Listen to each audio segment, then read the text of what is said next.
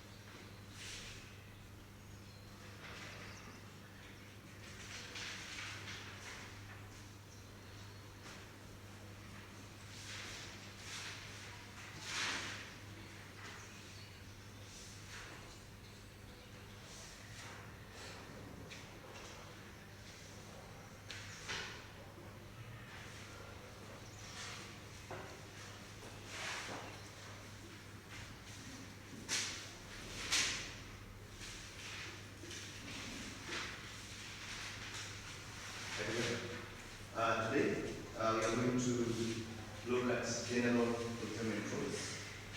And this is one of the key areas that you also need to dig into.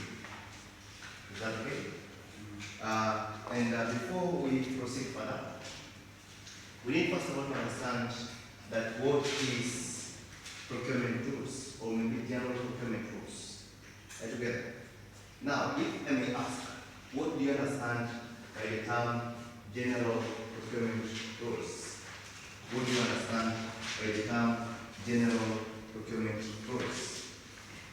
What do you understand by the term general procurement rules? What do you understand by the term general procurement rules? Okay. I think there are a set of guidelines or policies in general that govern procurement activities in the public sector. General guidelines and policies that govern procurement sectors. Yeah, Patrick. General procurement rules refers to the set of regulations required to meet the application of various rules and services in the The term is the set of rules and policies the set of rules and policies that guide the procurement of goods, works, and services. Thank you. What do you understand by the term general procurement rules? I think that the central principles that govern the acquisition of goods and services and works in procurement functions. Guidelines are principles. How policies. Together.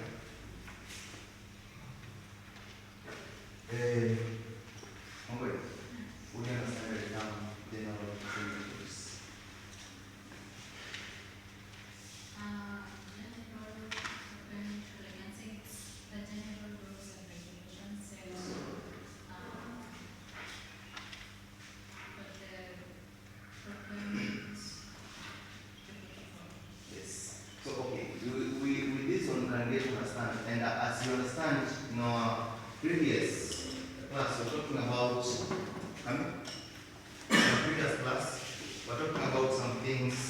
like maybe what are some of the guidelines, procedures that govern procurement operations together? And we talked about that procurement cannot just take place. Instead, you must have a set of standard operating procedures together so that it can guide the operation of the procurement. So we can use all these terms. That these are guidelines, principles, policies, and laws put in place to regulate and govern procurement procedures and operations together.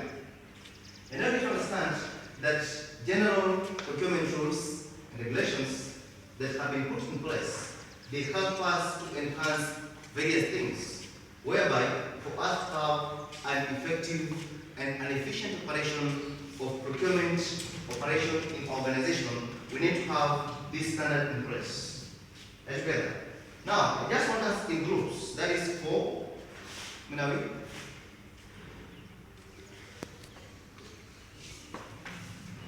That is 3, 3, 3. We can be 3, 3, 3. Just try and discuss and come up at least with general principles or general rules that govern procurement operations as per the PPADA Act. Are you together? Yes, you can use your phones and at least go through and see what does the Act outline about general rules that guide operation. Within listening, mtajoin hapa ama nyinyi mtajoin hapa, sawa?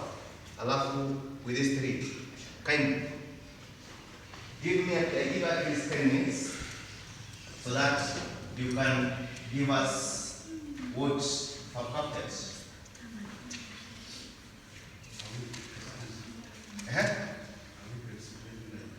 Discuss and explain. Yes.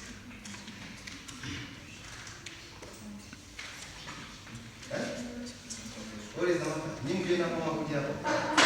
Kuja whichever. Nyinyi mtajoin eating. Things are. You doing this thing, yes. And you have this 3. Nyinyi kujeni hapo.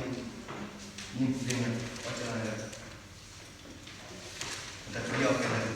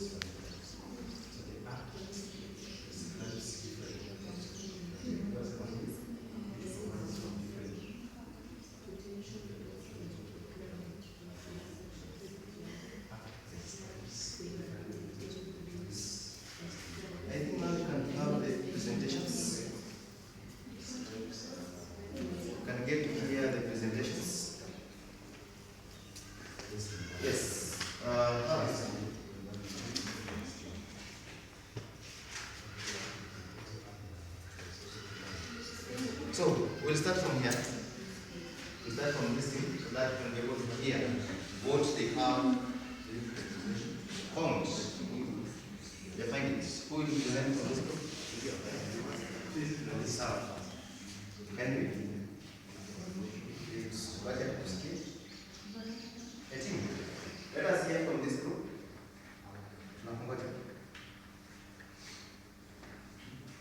Just start. So that you can teach.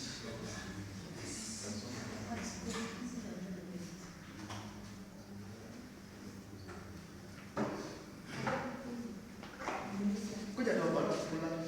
Just come.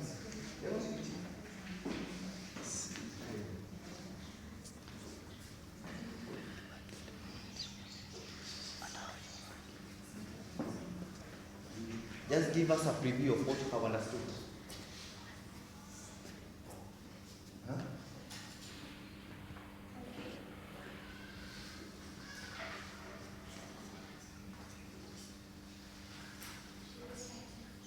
It's just that. General performance. Rules typically guide the acquisition of goods and services in both public and private sectors. While specific rules can vary by jurisdiction and organization, the following principles are commonly observed. The first one is transparency, ensures that the procurement process are open and clear to all stakeholders. Provide access to information about procurement opportunities, criteria, and decisions. The second one was competition. Encourages fair competition among suppliers to ensure the best value for money. Avoid practices that could lead to favoritism or collusion. There is integrity and ethics. Maintain high ethical standards throughout the procurement process. Prevent conflicts of interest and ensure that all participants act with integrity. The further was value for money, aims to obtain the best possible outcome for the resource spent, considering quality, cost, and efficiency. Evaluate bids based on a comprehensive assessment of price and non-price factors. Thank you. Can you appreciate that group? Group. Usikie hapa. Yes. Changamke.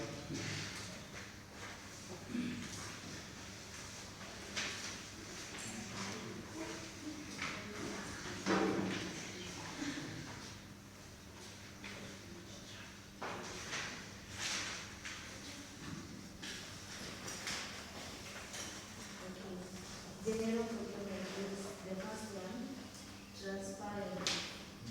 Information related to procurement decisions should be made available to the public.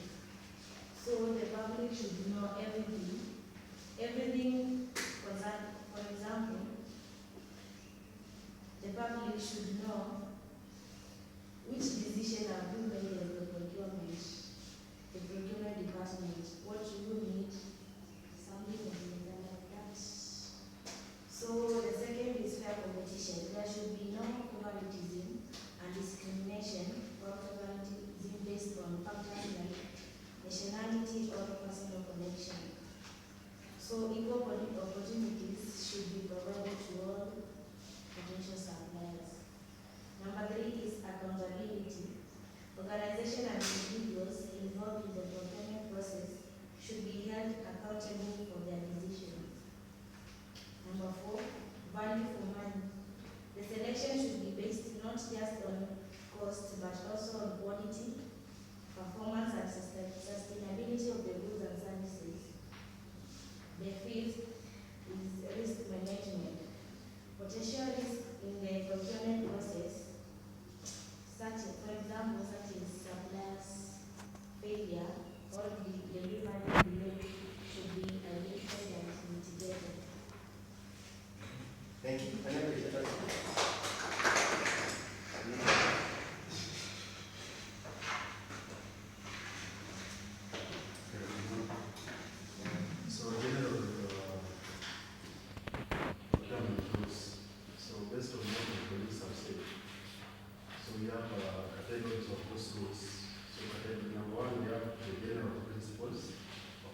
procurement, and you know them: fairness and equity, transparency, accountability, competition, and value for money. So these principles of procurement, they guide the procurement processes and procurement officers on how they're supposed to conduct themselves when they are in the field. Then another set of rule we have, and it is under section 53. It is called procurement planning. So procurement planning deals with preparing an annual procurement plan, which guides the process before it starts. Then also the procurement plan is based on the needs assessment, and no procurement is allowed unless it is part of the plan, meaning anything that has not been included in the procurement plan is not supposed to be conducted or done. Then another set of rules is number 3, which is under the procurement methods. So the rules and regulation under public procurement, assets and disposal, they provide the procurement methods that are supposed to be used. And number 1, we have the open tendering, which is the main method of tendering. Then we have restricted, direct procurement, request for proposal, and request for quotations. And number 4, another set of guidelines or rules. We have the general procedures. So the PPADS, it also provides procedures on how tendering should be done, procedure of how this should be done. We have advertisement of the tender, pre-qualification, submission of bids, then bid opening and qualification. Then another set of rules, number 5, we have the evaluation and the award tender. So there are many ones, and just got a few. Thank you so much. Can you appreciate this? And I believe you have written here in the If you don't know, I'm not reading anything that are right. Now, I think those are some of the guidelines and rules that govern the procurement process. And as you know, the procurement is being guided by the Act PPADA, which was brought in place. That is 2010 together. Then we have the regulation 2015 that gives guidelines and more flesh on the procurement operations and procedures on how procurement is supposed to be done together. Whereby, as just the 3%, have others have just talked about maybe the part of it, have the general principles. The general principles, I told you, we have things like fairness, competition, together, transparency, equitability, value for money, and etc. Apart from that, we have the procurement methods. How is procurement going to be done? Procurement cannot be done unless it follows the procedures of the procurement method. And we only have one main method together, which is the open tendering. Together? Open tendering. The other methods are known as alternative methods of procurement. Together? Yes. Which you have methods like maybe restricted tendering.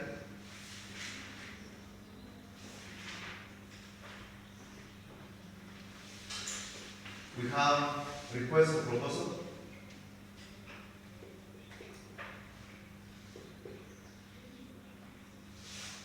We have request for quotation together. Force accounts, framework agreements, two-stage tendering, among many others. So we have procurement methods.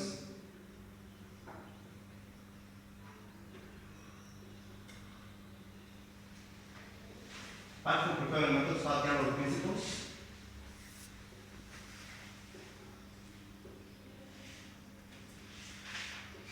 Apart from that, we also have another particular rule that guides us. And I told you we have a rule known as preference and reservation scheme. Together?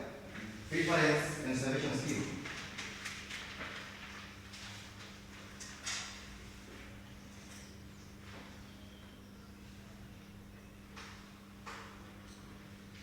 Together? And preference and reservation scheme, this is a rule that guides or protects the rights of minority. That is, people with disability, women and youths, whenever it comes to the tendering process together. The other kind of maybe a rule is whereby you have the review process together, complaints and review process after we have procurement taking place and you have complaints, that is, the suppliers are allowed to bring their complaints on board together, and that's why we have a body like maybe public procurement and review board that helps us in addressing the complaints together, so that we review the process of procurement. I think these are just some, but a few which at least I'll be able to come up with, and I will give you a task at the end of the day. I'll give you a task, and the task is that describe the body or maybe state the function of procurement bodies,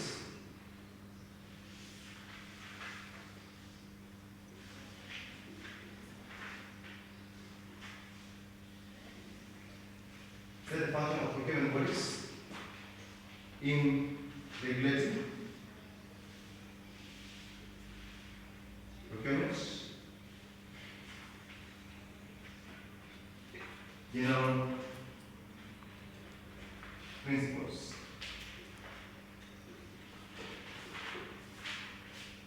Together? Yes. I think that is the end of our, this objective, and then we'll give it more flesh as allow our officer to live.